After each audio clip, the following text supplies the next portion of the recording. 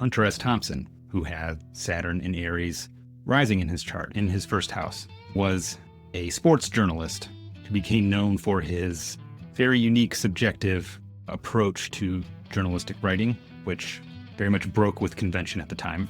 But he became especially well known for his first book, Hell's Angels, which was the product of him spending a year living with the Hell's Angels biker gang, where he immersed himself in biker culture, which as a whole is a kind of culture that is rugged, tough, rebellious against authority, encompasses a rather anarchic and sometimes violent lifestyle. Certainly not the case for all bikers, but certainly the case for the Hells Angels in the 60s. And his fame really kind of rose to its greatest height with his book, Fear and Loathing in Las Vegas, which was eventually adapted into a film starring Johnny Depp in 1998 when Saturn was in Aries, which essentially revolved around a fictional story that was very much rooted in his real-life experience, depicting his alter ego going on a drug-fueled bender through Las Vegas, engaging in all manner of excess and debauchery, which was in name a quest for the American dream, but in fact revealing the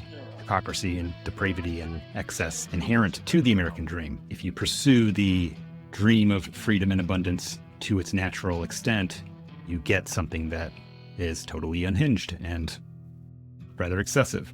And while for Hunter S. Thompson, it was his ability to reach the boundary of common sense and engage in dangerous and debaucherous behavior that made him famous, that made him successful, but he was pushed to outdo himself with every book that came after, which he never quite achieved.